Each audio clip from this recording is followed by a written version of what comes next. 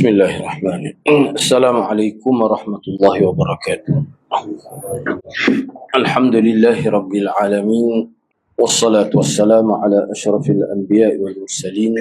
Nahmaduhu wa nasta'inuhu wa nastaghfiruh. Wa na'udzu billahi min syururi anfusina wa min sayyiati a'malina. Man yahdihillahu fala mudilla lahu wa man yudlil fala hadiya lahu. Rabbi shrah li sadri wa yassir li amri. Wahlul 'uqdatam min lisani yafqahu qawli. Amma ba'd. Alhamdulillah, bersyukur pada Allah Subhanahu wa taala kerana dapat bersama pada malam ini. Kita akan sambung perbincangan fiqh Asmaul Husna pada muka surat 148 Perbincangan pada malam ni masih lagi berkait dengan nama Allah Ar-Rabb. Ar-Rabbu yang bermaksud secara bahasalah secara istilah. Sebab secara bahasa Rabb ni mana tuan. Rabbul Bait, tuan rumah. Tetapi dari segi konteks istilah syariat, maknanya pencipta, raja dan juga pengatur, pengurus alam semesta ini. Baik, jadi pada minggu sebelum ni kita telah bincang bahawa bila kita sebut nama Allah Rabb ini, poin yang akhir kita bincang ni dia sebut berkenaan dengan dua perkara.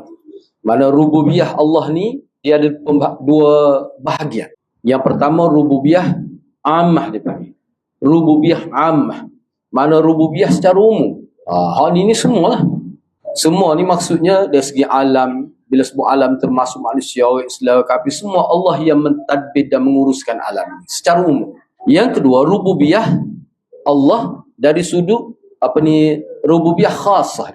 Rububiyah khasah ni rububiyah Allah terhadap wali-wali Allah. Kita bincang dah sebelum ni. Yang mana minggu sebelum ni anda sebut berkenaan dengan wali tu, wali majzub, kita bincang sebelum ni. Baik, tu poin yang terakhir yang kita bincang. Baik, sekarang ni cuma juga disebut antara poin yang akhir juga dalam Quran, doa-doa yang Allah Subhanahu wa taala abadikan dalam Quran merupakan doa-doa para nabi, orang-orang soleh sebelum nabi. Semua mereka menggunakan kalimah Rabb. Kita lah ni pun boleh kata kalau doa mesti sebut Rabb. Rabbighfirli, Allahumma, Rabbana atina. Walaupun start dengan Allahumma pun dia mesti ada Rabb. Rabbishrahli. Itu doa Nabi Musa baca. Baik, itu jelas dalam Quran memang digunakan.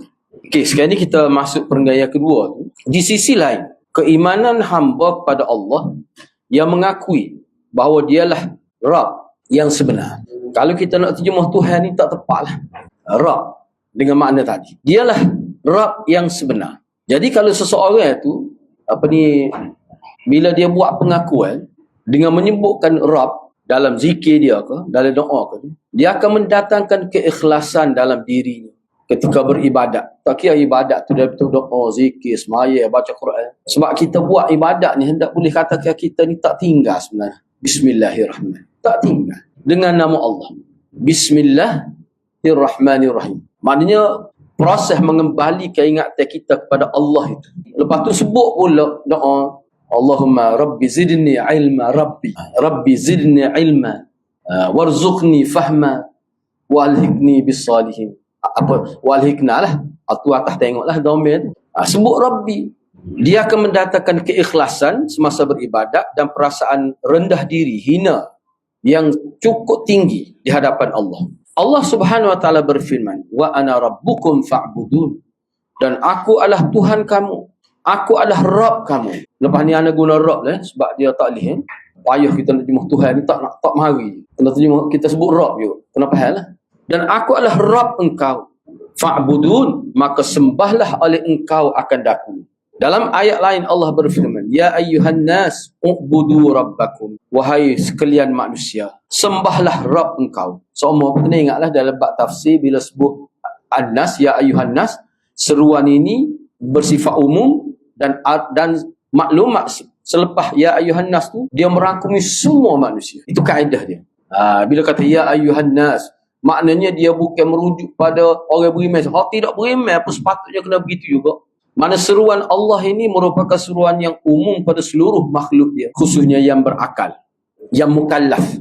Kedudukan Allah Jalla wa'ala sebagai Rabb kepada alam semesta berkonsekuensi bahawa dirinya tidak akan membiarkan. Jadi bila kita sebut Allah ni Tuhan yang mencipta kita dan yang menguruskan apa yang dia cipta, maka ianya kenyataan itu, keyakinan itu bermaksud Allah tidak akan membiarkan makhluk yang dia cipta itu mana wujud sia-sia. Tidak.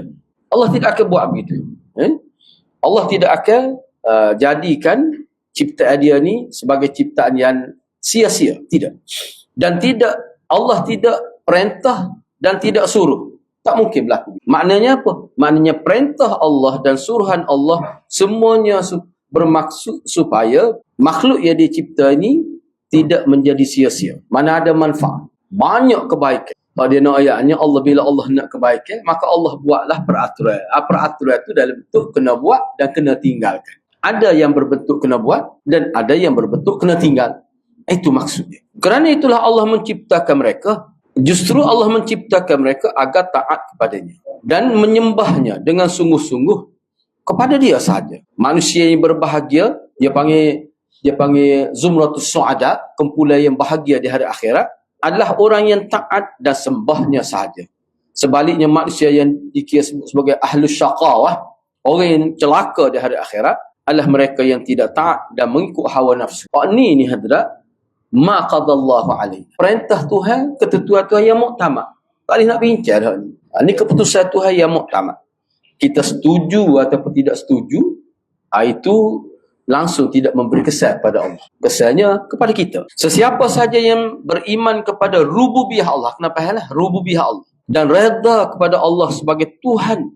Sepatutnya dia kena reda kepada semua perintah Allah, larangan Allah sebagai Tuhan yang pemberi rezeki, dan dia reda kepada takdir Allah apa saja. Begitu juga dia pasti, yakni mesti reda dengan segala apa yang diberikan oleh Allah dan apa yang dicegah oleh Allah daripada melakukan. Namun jika dia tidak reda kepada semua itu, dia belum benar-benar reda kepada Allah sebagai Rabbnya dari pelbagai aspek lah. Kalau nak bincang hak ni hak dia sebut ni hadrat, nak ayatnya perbezaan mukmin yang sebenar dengan mukmin yang pura-pura ataupun mukmin yang lalai. Kenyataan ini sesuai dengan sebuah hadis yang berbunyi, zaqa ta'mal iman man radiya billahi rabba wa bil islami dina wa bi Muhammadin sallallahu alaihi wasallam rasula. Orang yang zaqa ta'mal iman, kalau kita terjemah ginilah, telah merasai kemanisan iman oleh orang yang puas hati Allah sebagai Rabbnya. Dia reda ni bagaimana tak ada satu kalimah yang kita boleh terjemah kecuali kita kata puas hati. Itu paling tepat setakat ni. Jadi telah merasai kemanisan iman oleh orang yang puas hati Allah sebagai Rabbnya, puas hati Islam sebagai cara hidup, serta dia puas hati Nabi Muhammad itu sebagai utusan Allah. Ni hadis riwayat Muslim. Selagi tak sampai ke peringkat puas hati sehingga dia tak mau ambil yang lain, sehingga dia sanggup segala-gala untuk yang dia puas hati tu, dia tak akan rasa, dia panggil kemanisan halawatul iman. Dia tak akan rasa. Dia kalau dalam kita belajar Sahih Bukhari lah, dia ada tajuk khusus tu, halawatul iman tu, panjanglah dia bincangnya. Antara poin dianya, kesan orang itu telah dapat halawatul iman ini, mana dia buat tu ikhlas sungguh, tak ada niat pada orang lain. Itu antaranya. Lepas tu dia buat tu dengan penuh istiqamah, tak ada rasa berat, bukan teringat kepada amal-amal salih itu. Itu antara yang disebutlah. Semua makhluk Allah berada di dalam genggaman. Seorang hamba, seseorang hamba bersaksi atas kesendirian Allah tu, mana Allah sahaja, Allah Azza wa Jalla, Allah sahaja, yakni Allah Azza wa Jalla mencipta dan memberi keputusan terhadap apa yang dicipta. Dia gini, maksud dia begini. Jadi seseorang bersaksi bahawa Allah sahaja yang menciptakan alam ini dan Allah yang membuat keputusan atas apa yang dia cipta. Nak berlaku gempa bumi mana, tanah mana subur. Ni kalau kita baca dalam kitab Ibn Al-Qayyim lah, di air paksi tu, Zadul Ma'ad tu, dia bincang menarik lah.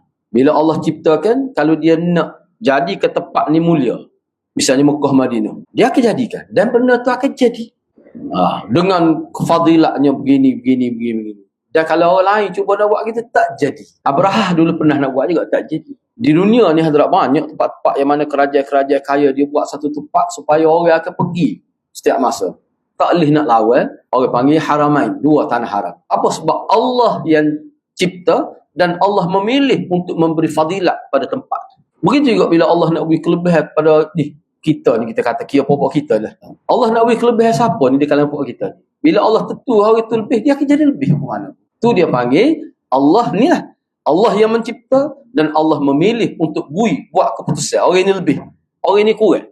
Semua tu berada di tangan Allah. Jadi pilihan kita ni sebenarnya ada juga. Cumanya terbatas. Kita pilih, semua kita pilih.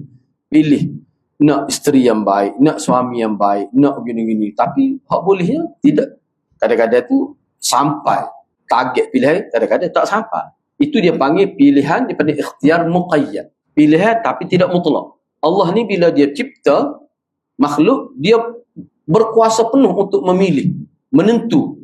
Itu dia panggil ikhtiar mutlak. Biasanya buat contoh tu lah mudahnya hak nikah orang negara ni. Malah nak nikah mak dia kata boleh ubah lagi.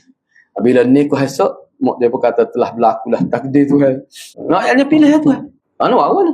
Tu nak ya. Setara tu ya kita dengan Allah ni setara tu. Kita pilih juga tapi muqayyad. Ada berhasil, ada juga tidak berhasil. Ada jadi, ada tak jadi. Tapi Allah bila dia pilih nak gini, pasti berlaku. Sebab dia hanya kata kun fayakun. Itu yang dimaksudkan di sini. Dan seseorang hamba juga dia kena bersaksi bahawa ketika Allah berkehendak pasti berlaku. Kalau tidak beriktikad gini, tidak Islam. Dan kalau dia letak kepada selain Allah, akidah ni kafir dia. Tak perlu majlis fatwa pada babak kita. Dan jika Allah tidak berkehendak, tak akan terjadi. Ni akidah asah ni. Aslu usul ni. Usul pada usul. Ia juga bersaksi bahawa satu zarah semut hitam itu terjemah kepada benda yang kecil. Satu zarah ni atom, debu. Bahawa satu perkara yang paling kecil pun tidak akan bergerak, bergeser ke mana tataharrak, lam tataharrak. Itu asal dia, lam tataharrak. Tidak akan bergerak, bergeser itu kita tergerak sikit pun tidak dari tempat dia jika Allah tidak izinkan. Ini akidah. Akidah. Ni anak ambil contoh mudah. Ni dalam pengajian Asy'ariyah pun sebut juga gini. Contoh anak kata. Misalnya, pen ni, pensel ni kita anak buat gitu. Nampak tangan anak buat. Hakikatnya Allah. Kalau Allah tidak mengenal tak gerak. Itu akidah. Kalau ada orang kata pen ni bergerak, tapi Allah, bukan dengan kehendak Allah, bukan dengan izin Allah. Allah tak mampu nak sekat bila saya buat gerak ni. Mana pergerakan ni saya 100%. Tak kaya tu kan. Kafir itu. Mudah. Kita tahu mudah kan. Memang kafir ni mudah. Mudah nak kafir orang. Dia ada seorang pensyarah dulu. Lucu pensyarah ni. Tapi ada lagi lah ni. Dia ni suka mengkafirkan orang. Tapi dia bak politik lah. Dia pensyarah universiti. Dia sebut. Ada seorang perempuan tu tak kenal dia. Perempuan tu bukan orang Kelantan. Dia kata apa ustaz dia mengkafirkan orang. Tak kena mengkafirkan lembu. Lembu engkau kafir. Kucing kau kafir. Tak boleh dia kafir ni orang dia tu. Tak boleh lah kita. Tak boleh lah. Itu bahaya. Setengah kita boleh agak dia siapa-siapa tu. Tapi teruk je. Tapi kita ngaju Usuluddin dia memang sedap. Sebab dia tu guana kot tu. Tapi dia mudah-mudah sebut. Tapi atas rasa politik lah banyak ni. Gitu jadi itu segi akidah kita. Mana kalau Allah tak izin ni, kita kata daun di pokok, di dahan pokok tu tak akan gugur walaupun salah kecuali dengan izin Allah. Itu akidah. Sebab dia nak ayat dia berkuasa. Tapi Allah tak beri kuasa kepada manusia sampai tahap itu. Sebab tak perlu pun, tak layak pun. Baik, semua makhluk Allah berada di dalam genggaman, qabdh. Dan tidak satu hati manusia pun melainkan berada dalam genggaman kehendak Allah. Di antara dua jari daripada jari-jari. Ini sebut dalam hadis pada sebut. Ini bahasa perumpamaan lah. Tapi setengah ulama kata Tuhan ada jari. Cuma jari lagu mana? Serah pada Allah. Sebab tu kita tidak kata, tak ada ulama kita kata bila Tuhan ada jari manis. Ada jari apa? Jari kita panggil? Ni jari kelingking, ni jari manis, jari tengah, ni jari telunjuk. Ni ibham ni jari. Kita tak kata, tak ada. Cuma ulama kita yang terima berdasar pada ada nas sebut. Dia kata Tuhan ada jari. Gitu saja. Tidak kata Tuhan ni ada jari tu ada sendi. Tak ada ulama kita kata. Lepas tu jari tu ke mana? Tak tahu. Allah tak ayat. Allah ayat setakat tu. Tapi ada kadang-kadang setengah orang dia kata tak boleh. Kalau kata Tuhan ada jari, takut tu gambar jari sebelah kita. Ni orang bermasalah lah. Makna dia tu dia bermasalah. Jadi dia kena rawat diri dia lah. Jangan dia sibuk dengan orang, dia kena rawat diri dia. Awak bermasalah. Awak tak seguna lah kaedah ni. Guna kaedah lain. Kalau syiah berat lah sebut. Sebab Tuhan ni antara sini ada tempat teluk sini. Lepas tu ni, ada Tuhan yang ada abdomen. Tu dalam kitab sini. Baik, seterusnya. Sebut sini berdasar pada kenyataan yang disebut dalam nas. Sekali itu saja. Kita tak akan kata Tuhan yang ada sendi. Kita tak akan kata. Allah Azza wa Jal menghendaki hati tersebut mantap. Maka dia akan memantap. Mantap ni maknanya sabit, subut. Allahumma sabbit qalbi ala din. Subut.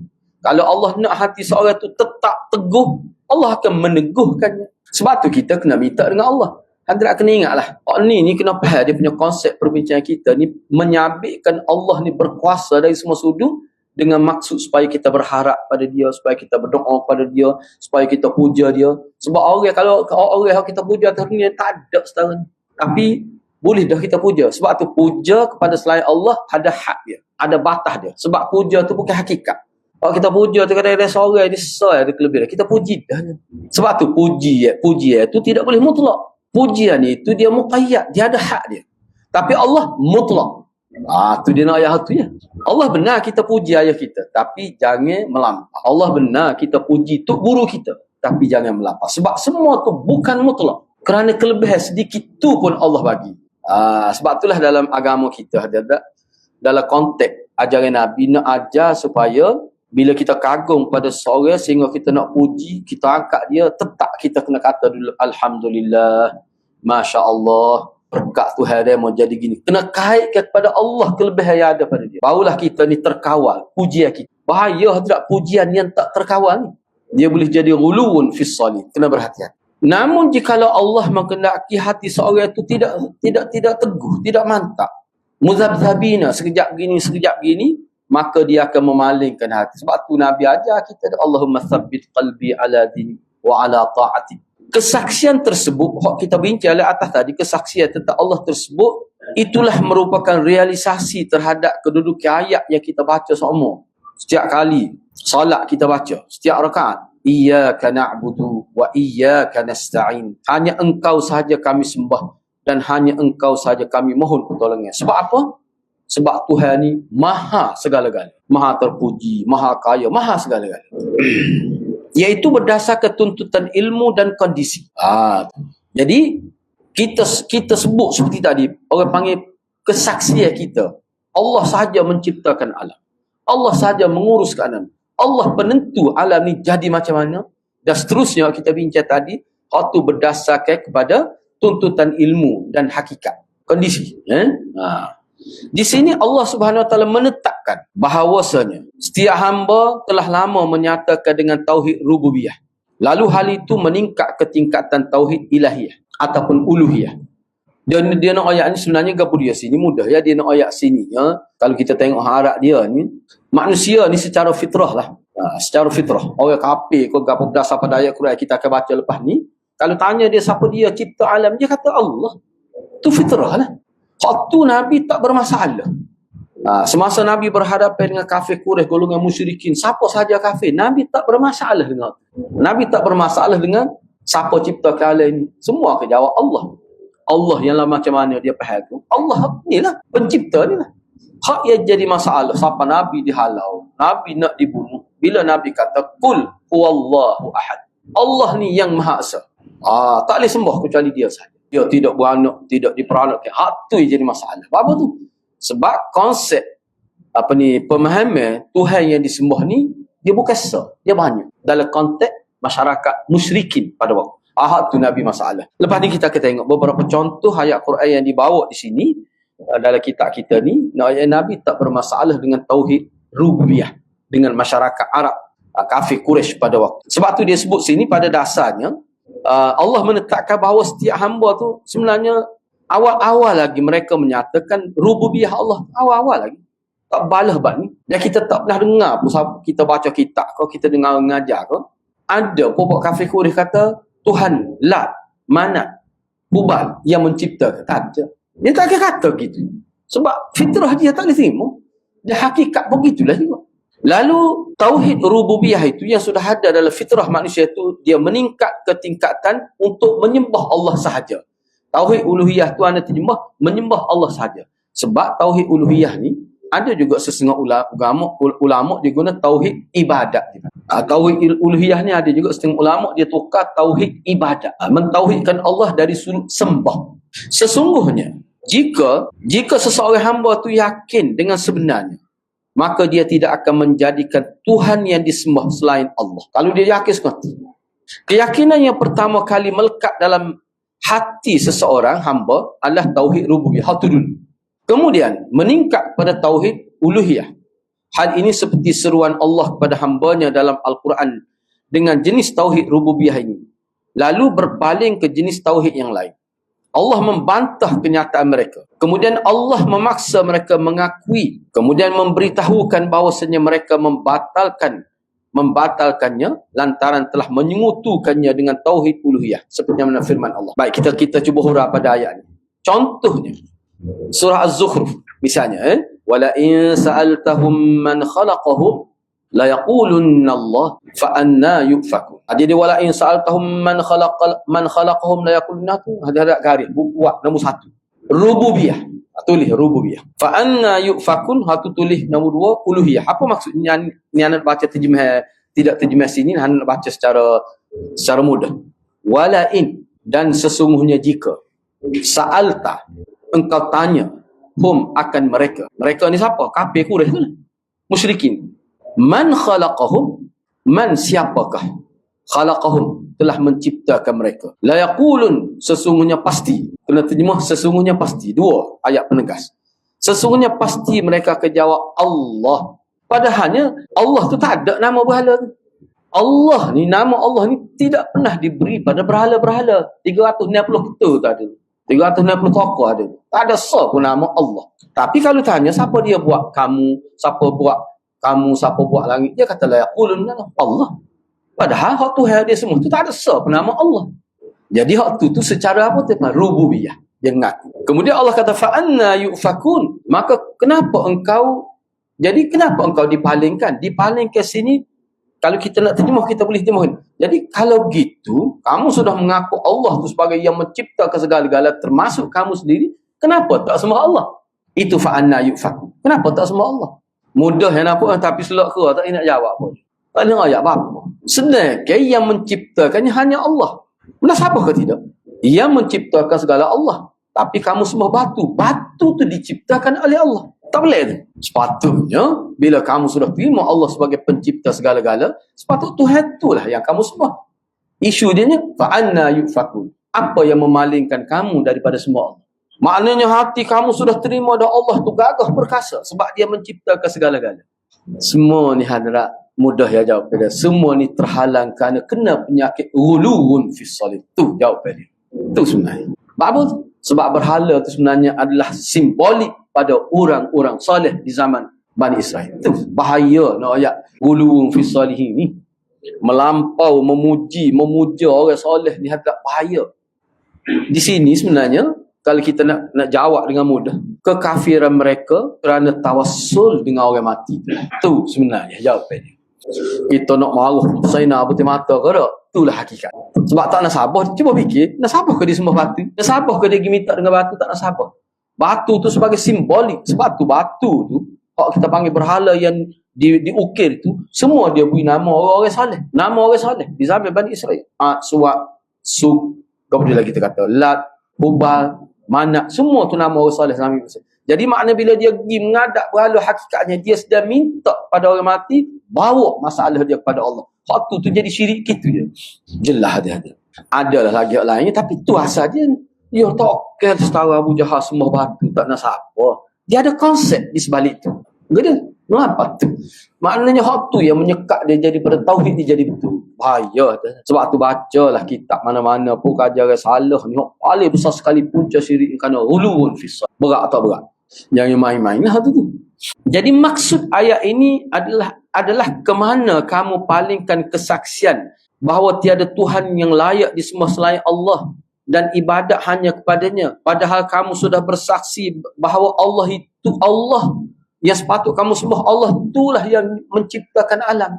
Jadi ayat ni sebenarnya ayat bahawa kelayakan zat yang kamu sembah sepatutnya adalah yang menciptakan kamu.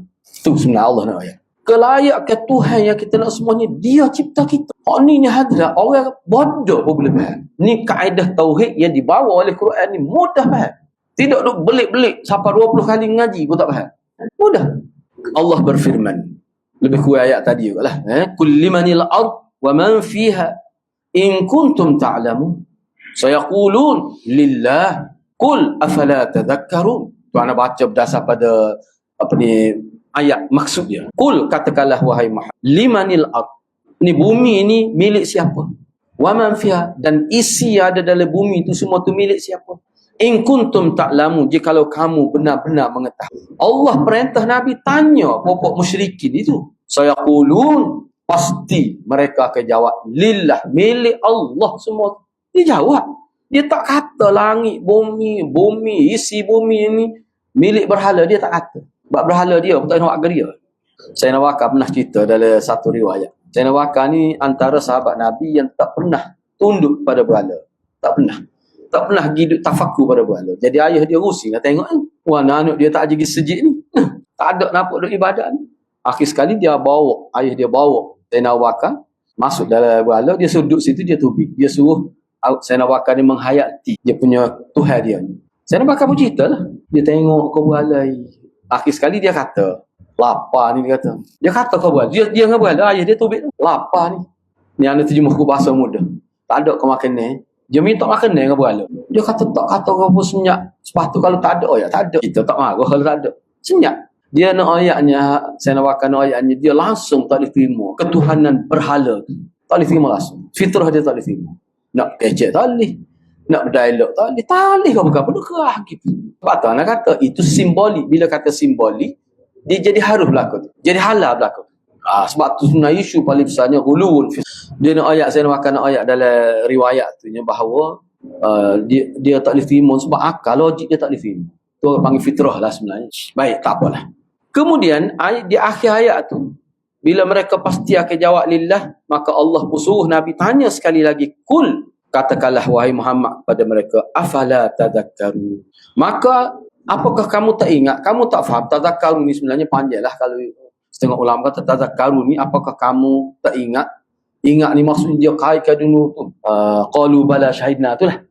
Tak ingat ke dulu pernah dah kamu bersaksi. Hak tu saksi uluhiyah. Kami bersaksi engkau lah Tuhan yang mencipta kami dan Tuhan yang disembah. Tu. Tak ingat ke? Tu salah satu terjemah dia. Huraian dia. Satu lagi, afala tazkaru, mu tak boleh fikir ke dengan rasna? Ada juga maksud. Dah kalau Tuhan tu yang menciptakan kamu, tiba-tiba kamu tak sembah dia. Sembah sesuatu yang diciptakan. Itu pelik tu. Itu maksud ayat ini. Itu antaranya lah. Anda tidak nak baca sebab anda ada buat.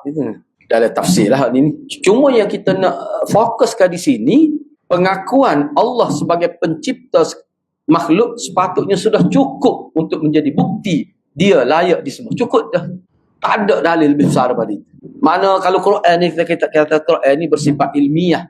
Perbahasan Quran ni bersifat ilmiah, nak faham gini mungkin perlu ilmu kala.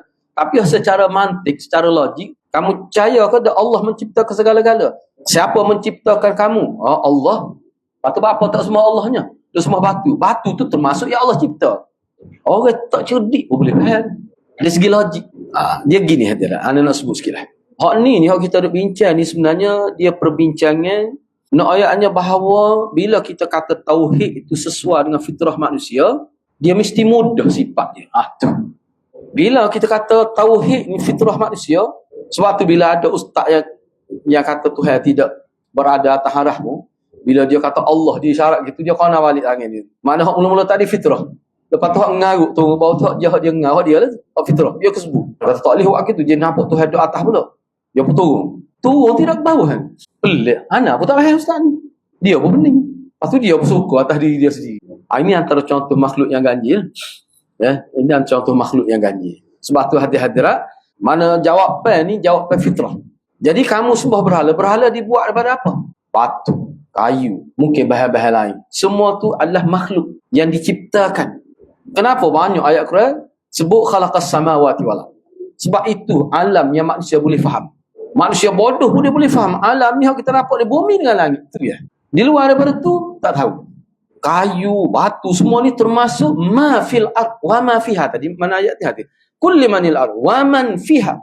Dan apa saja yang berada dalam bumi itu, termasuk manusia dan sebagainya, termasuk batu, termasuk kayu. Kalau kamu tebuk mata awak berhala tu, tiba-tiba kamu sembuh dia. Ini sebenarnya kaedah secara mantik nak ajak manusia berfikir menggunakan akal. Tiba-tiba tidak tertazkirah lagi dengan pertanyaan itu. Sepatut tertazkirah dah. Afala tatazakkarun? Tak payah lagi ke? Tak jadi tazkirah lagi ke dengan pertanyaan tadi? Baik, dengan demikian kamu mengetahui bahawa jikalau hanya Allah sebagai pemilik bumi dan isi seluruh yang ada pada bumi, di atas bumi, dalam bumi, Allah pencipta makhluk yang ada di dalam bumi, Rabb mereka ni yang mencipta mereka, yang menguruskan mereka, yang menentukan keadaan mereka, dan raja mereka dengan erti yang memiliki dan menguasai mereka, maka sepatutnya, sewajibnya, Allah itulah yang layak sebagai Tuhan yang disembah oleh mereka. Hak tu sebenarnya Allah nak bawa ke situ lah. Allah sebut tentang kauniyah ni. Siapa menciptakan gini-gini, Allah nak bawa supaya sembah dia. Kalau kita perhatikan kalau kita baca tadabbur Quran lah, dia panggil modal khaliqiyah. Faktor khaliqiyah, faktor mencipta. Dalil paling utama yang Allah guna nak memahamkan manusia tentang dia sebagai Tuhan. Sebab mana-mana Tuhan yang ada, yang boleh dilihat dengan mata kepala ni, hak tangan, lapas, sebelah, hak kita tengok lah atas dunia ada. Sebab semua tu sebenarnya tak ada pun orang panggil tokoh-tokoh agama mereka mendakwa dengan secara terbuka atas nama keyakinan, akidah mereka, Tuhan kita ni lah yang menciptakan. Tak ada. Kalau dia kata Tuhan ni lah, Tuhan awak nampak ni, hak nampak pusat pinggan ni, Tuhan ni lah yang menciptakan. Dia tak akan kata gitu. Dia tak akan kata gitu. Marah sebut gitu sebab pusat besar tu. Itu contoh saja tu contoh saja. Hal ini merupakan bentuk bantahan kepada mereka. Ini merupakan satu bantahan Allah. Bantahan Allah kepada manusia. Bahawa sesiapa yang hanya dia menciptakan satu zat, yang mana dia saja menciptakan semua yang ada ini untuk manusia, sepatutnya dialah satu-satunya Tuhan yang mereka sembah. Kalau kita perhatikanlah pelik ni benda dia sebut ni, nampak ringkas je, dia nak ayat ni gini. Ni memang poin utama. Jadi Nabi dalam konteks berhadapan dengan bapak kafir Quraisy ni, Quran lah Nabi guna sebagai modal. Allah sebut semua ni makhluk, dan semua makhluk ni dicipta untuk manusia, untuk manusia ambil manfaat. Tu maksud dia. Tiba-tiba manusia tu pergi sembah hak benda yang setara dengan dia, sama-sama makhluk. Tak logik. Bahkan batu tu bukan taraf manusia, rendah daripada manusia. Sebab tu Allah kata, ni batu-batu, kayu, berhala, semua akan dihumbai dari neraka. Waquduhan nas wal hijarah. Hak mulut semua ni semua aku akan humbai dari neraka belaka. Dalam Quran pada sebut. Kalau ada, ni secara mantik, kalau ada selain dirinya yang melakukan ini semua, nya tu sepatutnya huruf salah tu, sebab itu maksudnya Allah. Kalau ada Rabb selain diri Allah, selain zat Allah yang melakukan ini semua, maka kamu seharusnya menyembah. Betul lah kalau ada lagi lah selain Allah yang menciptakan alam. Tak apalah. Layak dia semua. Ada ke tak? Tak ada. Dan kita kena ingat lah. Bila Nabi sebut gitu, buktinya ke dia Quran. Nabi baca Quran. Dan setiap kali Nabi sebut ni kena ingat. Keluarnya, orang panggil kenyataan-kenyataan Nabi dari sudut konsep tauhid yang berupa mengajak manusia berfikir dengan cara betul, kita kata secara logik. Semua tu dia bermula dengan ayat Quran. Nabi baca ayat Quran dulu. Jadi style tu orang kafir Quraisy tak boleh nak buat. Bila dia nak berhujah ke paling tidak dia kata, ni ajaran nenek moyang kita. Tu nenek kita gitu dah. Kau celak mata redah. Nak kata tak betul mana? Tidak serupa dengan tidak serupa dengan setengah-setengah orang. Orang tua tak betul belaka. Dah. Tu ya, dia tak ada dalil. Jadi ni maksud dia. Sebab itulah kalau ada Tuhan lain yang dia dakwa Tuhan boleh mencipta seperti Allah dakwa, seperti Allah dakwa dia menciptakan dengan ada dalil Quran. Kalau ada lah Tuhan lain yang boleh juga gitu, sembah boleh, baru layak dia semua. Ada ke? Tak ada. Akan tetapi jika telah diyakini bahawa tidak ada Rabb selain Allah yang melakukan penciptaan kepada alam seluruh dan mengurus alam seluruh, bagaimana mungkin secara logik, secara waras kamu menjadikan Tuhan lain selain Allah untuk disembah? Tak logik langsung tu. Dah lah tak ada dalil daripada kitab suci kamu. Tak ada kitab suci. Dari segi akal pun tak boleh terima. Dari segi kenyataan pun tak boleh terima. Tak ada dari sudut mana pun tidak menyokong kenyataan kamu. dalil daripada wahyu, tak ada juga. Moga dia mana ada kitab tu orang Arab ni. Dari segi logik, akal, tak boleh terima juga. Lepas tu dari segi mana lagi? Dari segi orang panggil realiti. Tu batu tu. Cuba ya, gapo dia? Satu kenyataan yang boleh menyokong fahaman dia. Tak ada. Paling tidak, min aqawil al-awwalin. Ini antara benda-benda yang orang tua kita mula-mula semua. Kita ikut ajaran nenek moyang. Itu ialah. Manusia cerdik, dia tak akan kata itu dalil. Manusia cerdik, dia tak akan kata itu hujah. Manusia cerdik tak akan kata itu sandaran yang kuat. Tak akan kata. Inilah argumentasi terkuat dan terjelas yang menunjukkan bahawa syirik itu tak benar. Ringkas saja cara Quran bawa. Ia perbuatan bodoh dan sesak lain yang dilakukan oleh musyrik. Maha tinggi Allah dari apa yang mereka sekutukan. Jadi kita berhenti setakat itulah. Jadi minggu depan ni kita bincang Ar-Rahman dengan Ar-Rahim. Jadi anda setakat itu. Aku qawli hadza wa astaghfirullahal azim li wa lakum. Assalamualaikum warahmatullahi